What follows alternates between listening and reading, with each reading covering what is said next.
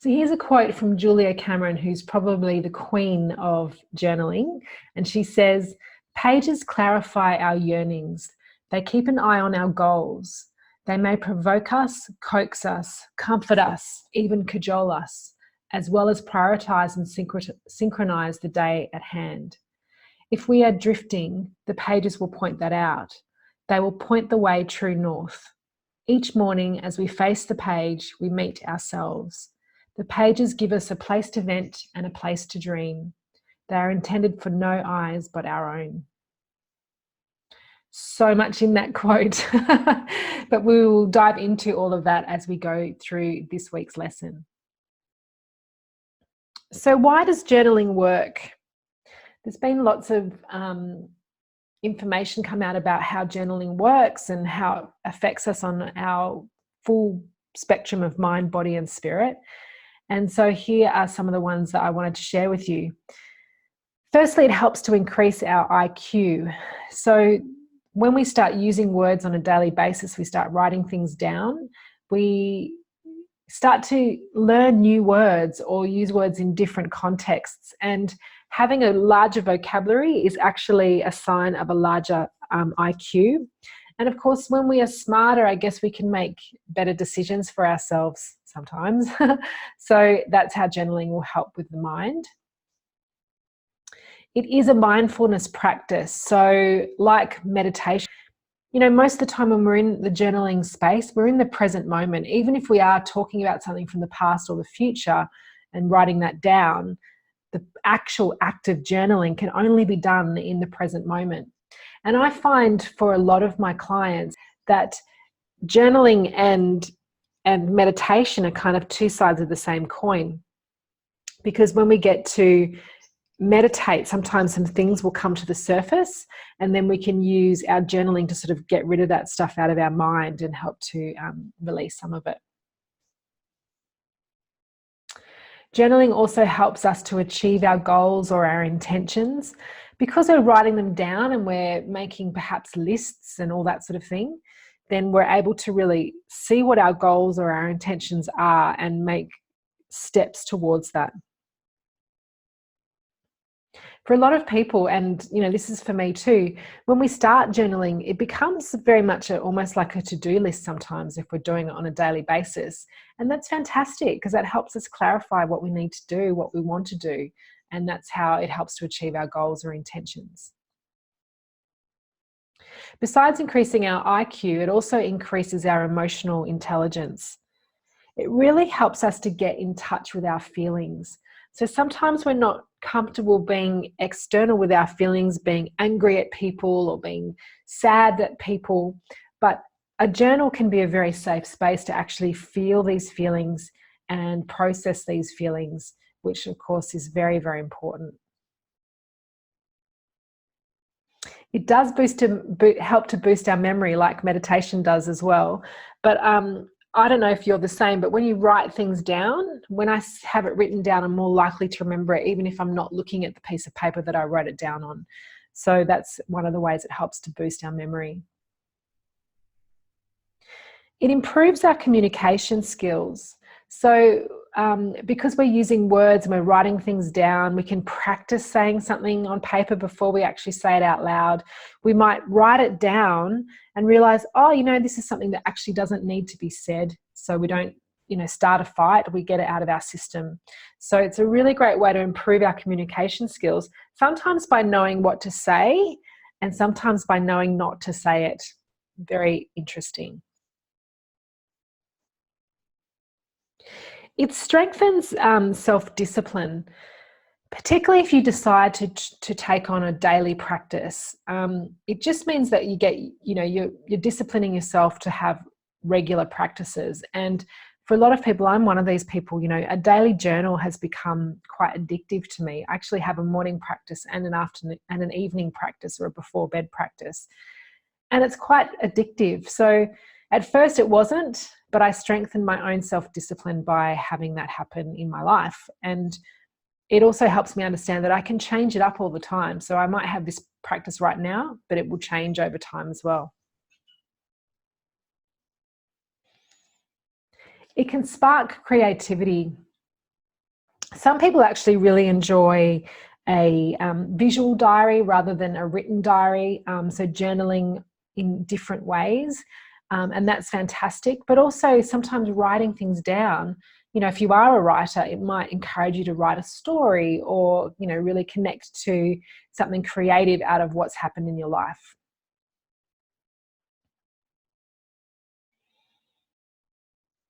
It boosts our self-confidence because we really learn to understand ourselves better. And that means that we feel more in touch with what we're doing and we back ourselves more. We can make a plan and follow it through. So really important for self-confidence. It helps us to connect to our values. But if we're writing things down and we sort of, track what's been happening in our life, we might become more and more connected to what we actually value. So, you might not take action on it straight away, but you might realize that people annoy you when they're not telling you the truth or not asking you to do what they actually need you to do. And so then you'll realize that plain speaking or being honest is one of your values. It helps with the problem-solving mindset because, again, we're writing this stuff down. So we can sort of create a plan for when there's a problem. So instead of having just to rely on doing things off the cuff, we can actually create that problem-solving mindset. Now, if you do choose to reread your journals, I actually don't. I've got them. And I looked at them the other day to actually read them and I thought, no, I don't want to. I think I was a bit nervous that I wasn't as far along as I thought I might be. But you can use it to track your progress and sort of say, oh, well, a year ago I was thinking this and now I'm thinking that. And I can see how I've improved my life or how I've improved myself. And then the thing that I love a lot for our bodies is that it's been proven, journaling has been proven to improve our immune system. So there's a scientist called James Pennebaker who has shown this in some research. And I think he says one of the main reasons why this happens is because we actually release our stress. And so we are more likely to, when we're stressed, we've got all these actual physiological things going on in our bodies which can affect our immunity. So when we're releasing this stress, we're less likely to have a compromised immune system, which means we're going to be healthier. And he also has shown that it will help with rheumatoid arthritis as well.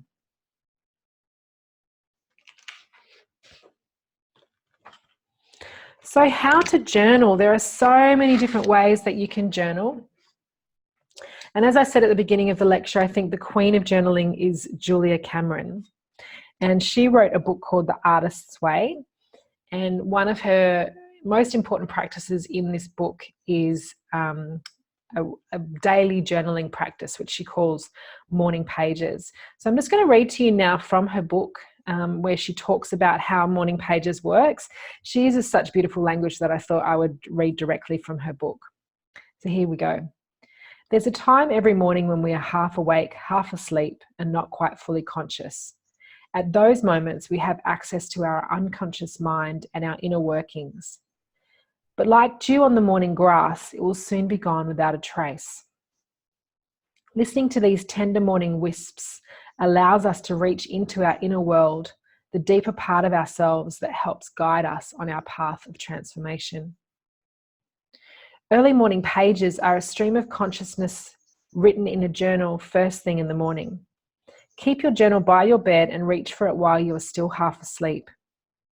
Begin by writing down any memories you may have of your dreams. At first, there may be nothing or simply minor recollections, but as you do this over and over, you will build the muscle. You'll send a powerful message to your brain. I'm prepared to accept my unconscious thoughts and feelings, and I accept that more and more will be revealed. You will develop a deep, direct relationship with your inner self. Next, write 10 things you are grateful for from yesterday. Usually our minds focus on everything that's not going well, skipping over the fact that we live in a peaceful, democratic country. Your mind easily forgets that you have great friends, a place to live, plenty of food to eat, access to education, a job, and freedom. Take time for Thanksgiving and appreciating what went well yesterday. Next comes the stream of consciousness writing. Write for at least a page, maybe two. Write whatever crosses your mind. Nothing is too petty, too sad, or too silly to write down. Nobody will reading this, so write it all. No censoring. You'll be amazed at what comes out of your sweet, innocent mind. Write quickly or write slowly. Find a pace that works for you. All the angry, ugly stuff that you write in the morning would otherwise stand in the way of you being your best you. By doing early morning pages, you get all those repressed thoughts out of your system so you can live your life and realize that you are not your mind and you are not your thoughts. You are a spiritual being in a material world, moving forward toward the life you deserve, which is the life you truly came here to live. Watch your breath, watch your mind. It's like a meditation. Just be still and just let it all pass from your mind onto the paper. So that's beautiful. In my opinion, this is quite a high level version of journaling. So, sometimes I would recommend to my clients to try some other types of journaling first and then come into the morning pages. But it really depends on your client, depends on you, depends on where you're at. So some people are ready for this kind of challenge and other people are not. So it is the gold standard when it comes to daily journaling practices, though. The second type of journal is the one that I do in the evening. And there's sort of a few different ways of looking at it. So it's a gratitude journal. And research has shown that when we write down what we're grateful for every day, it actually rewires our brain to start looking for more things to be grateful for throughout our days. So it's very, very powerful. So gratitude is one. Another one that I love is a wins journal. So this is what I'm doing currently at nighttime. I write down one thing where I felt like I won today. So it's not quite a gratitude journal, although it's kind of a gratitude towards myself journal of one thing that went well. So it might be I welcomed a new client, or it might be I did some good cooking today. I'm not great at cooking regularly. Or it might be I caught up with a friend, or whatever that is. So it doesn't have to be work related. It doesn't have to be personal related. It can be anything that you want. One win a day or more than that if you want to. But what that does again is it builds up this muscle of showing you that even if it feels like nothing is getting better, you're always doing something that's great each day, even if it's small. Another one that's very powerful that you could recommend to your clients is a body gratitude journal. And so that's every day writing down, 3 or 4 things about your body that you're grateful for. And this might be difficult to start with, but it might be, you went for a walk with your good friend, so you were able to use your feet to walk, which is really exciting. You were able to use your arms to give your friend a hug when you finished, and you were able to use your ears to listen to your friend. But then over time, it might become, I'm grateful for this round belly that I've got because, like in my situation, it's a symbol of the endometriosis that I used to have, which has actually got me on this path of where I am at the moment, for example. Another great place to check out for journaling is Pinterest. There are so many journaling prompts. There's 30-day challenges and different things. So if you want something to spark your interest or your client's interest in journaling, you can choose one of these prompts or choose one of these challenges and go for a 30-day writing challenge, because part of what's interesting about journaling is the more often you do it, the easier it gets. So if you set yourself this daily challenge, it might become a bit easier. Another one is just setting a timer and doing some stream of consciousness. So maybe you've got 5 minutes, you just put the timer on your phone for 5 minutes and just write and see what happens. The one that I'm using in the morning at the moment is Oracle cards. So I've got a pack of cards that I love. I change them from time to time, but I just choose one card from the pack and I put a timer on. At the moment, I'm doing 3 minutes. 3 minutes every morning of just writing something that's sparked by that oracle card. But often it turns into something that's got nothing to do with the oracle card. But I find it difficult first thing in the morning to just write. And so I like using the prompt. Bullet journaling is another popular way of journaling. So this includes both your diary, your schedule, as well as your, tracking habits.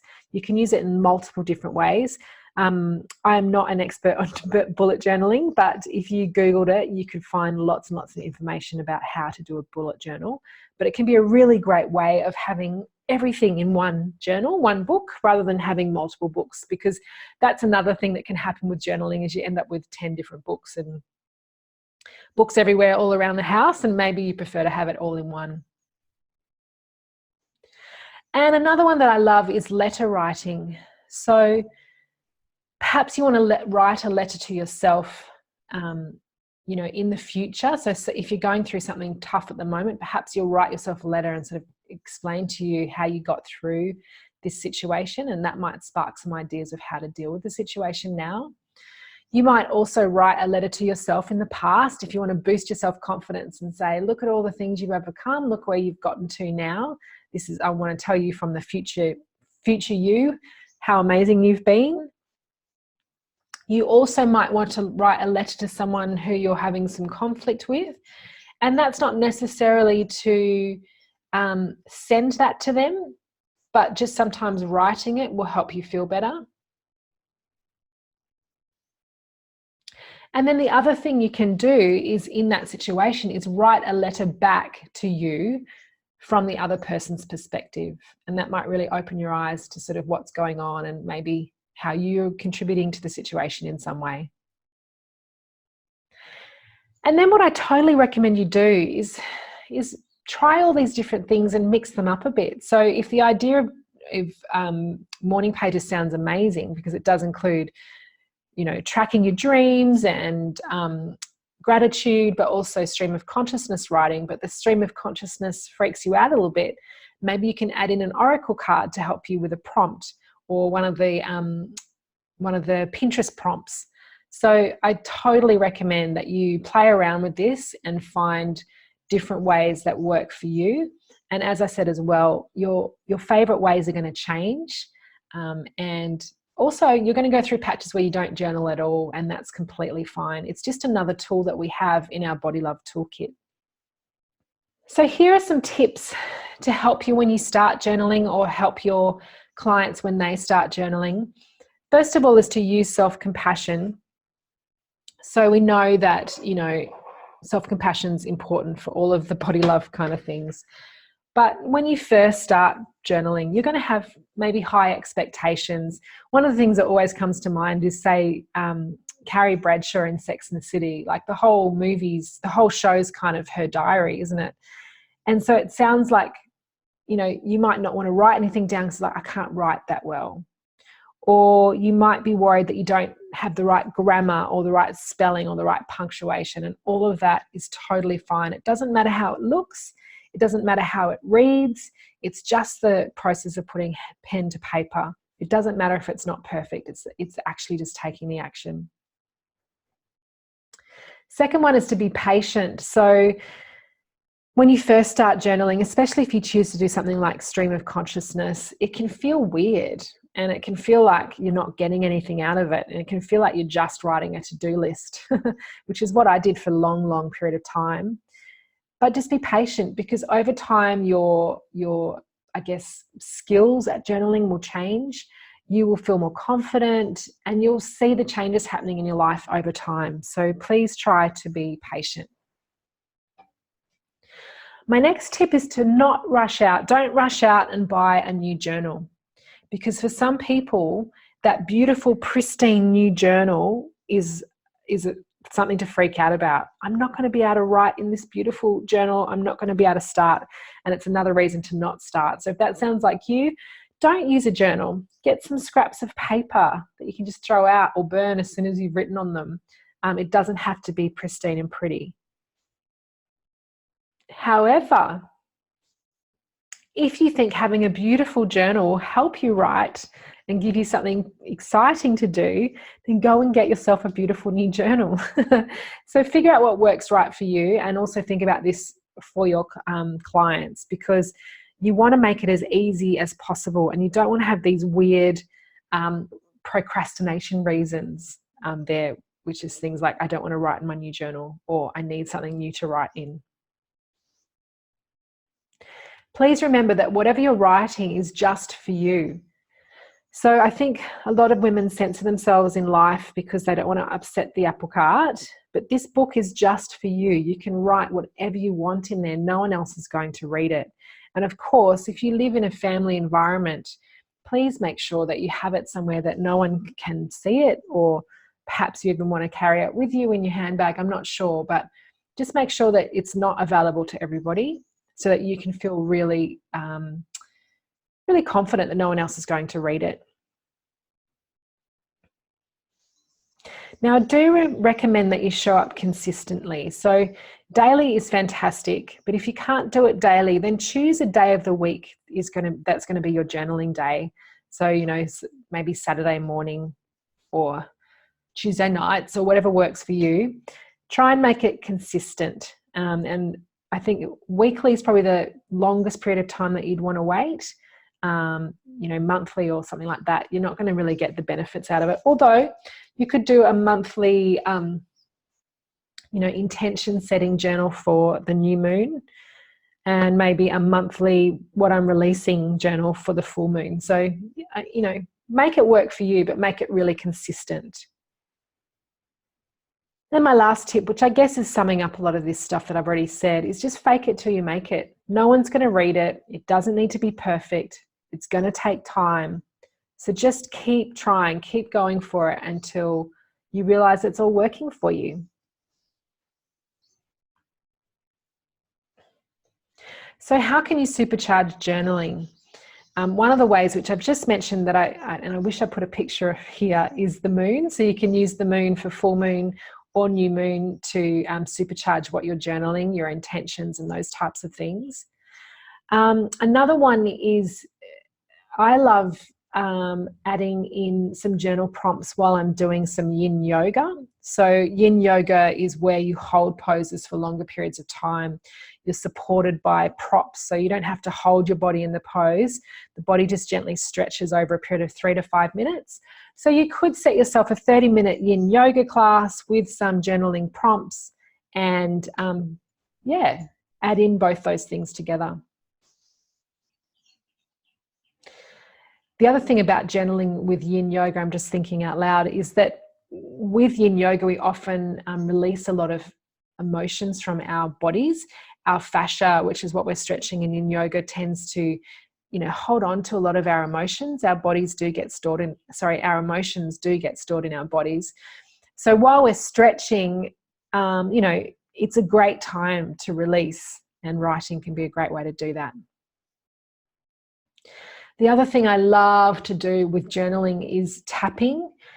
So if something's come up in my journaling that I feel I need to get rid of, then I love to tap. So, I love Brad Yates. I will Google Brad Yates and whatever I'm trying to release, and do a round of tapping to go with my journaling. So I want you to start with 5 minutes of free writing.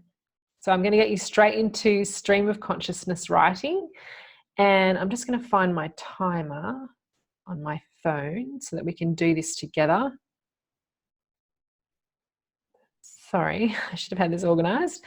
So 5-minute timer.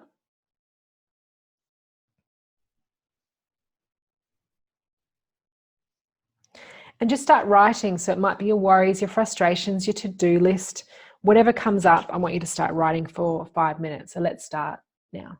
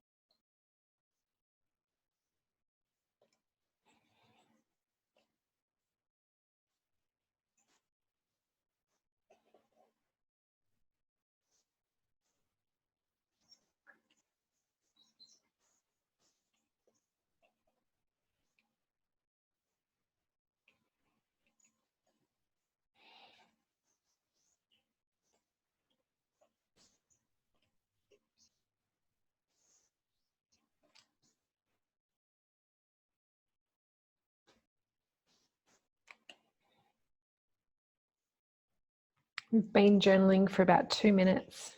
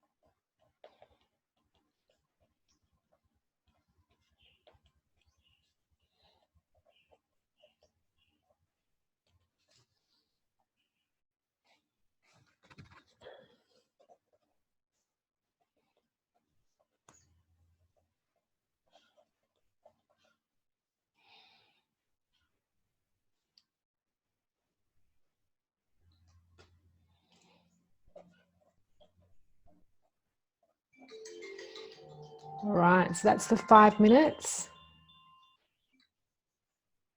So now we're going to write down 5 things that we're grateful for. I'll give you a couple of minutes to do that. So anything.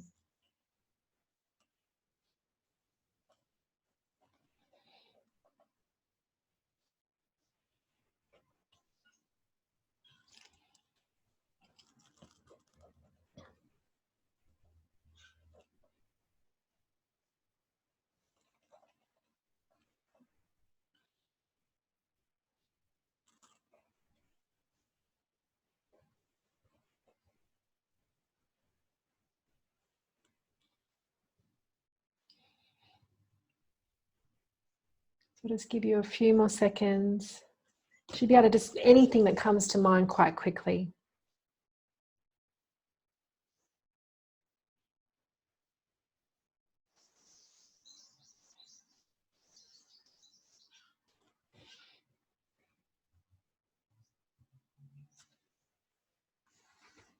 And now I'd like you to declare your deepest desires. What do you want to manifest today?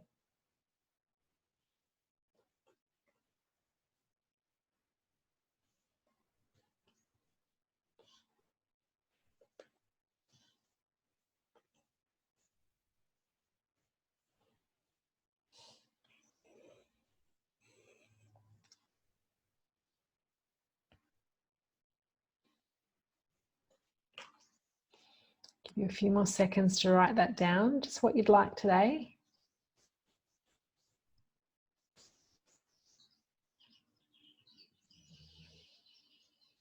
And now just close your eyes and visualize this happening for 1 minute.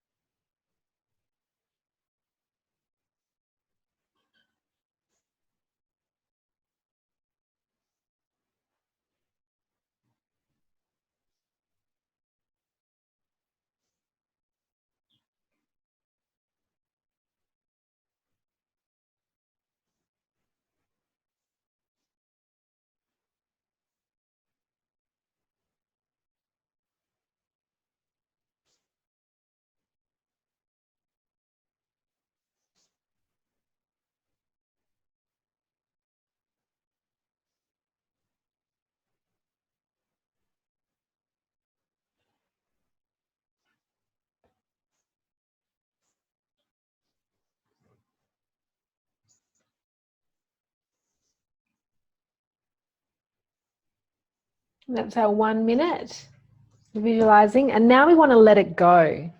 So try not to let it stay in your mind too much.